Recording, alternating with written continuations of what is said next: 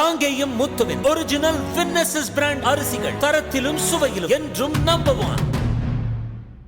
திமுக பிரமுகரின் காலில் விழுந்து ஆசை பெற்ற அதிமுக வேட்பாளர் குடுகுடுப்பைக்காரர் வேடமணிந்து வாக்கு சேகரித்த நபர் என்று தேர்தல் களத்தை திரும்பி பார்க்க செய்யும் சில நிகழ்வுகளை தற்போது பார்க்கலாம்.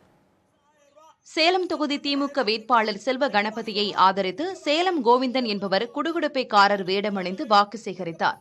பச்சனப்பட்டி கிராமத்தில் வீதி வீதியாக சென்ற அவர் நூதன முறையில் பரப்புரை செய்ய மக்கள் ஆச்சரியத்துடன் பார்த்தனர்.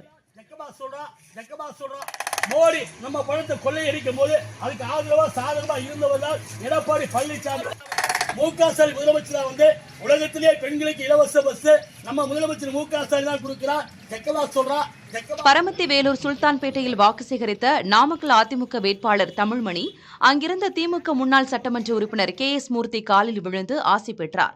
தொடர்ந்து இருவரும் பரஸ்பரம் நலம் விசாரிக்க பிரதான கட்சியைச் சேர்ந்தவர்கள் நட்பு பாராட்டியதை அங்கிருந்தவர்கள் வரவேற்றனர். புதுக்கோட்டையில் எம்ஜிஆர், ஜெயலலிதா, விஜயகாந்த் வேடமணிந்தவர்கள் மக்கள் முன்பு அதிமுகவுக்கு ஆதரவாக வாக்கு சேகரித்தனர்.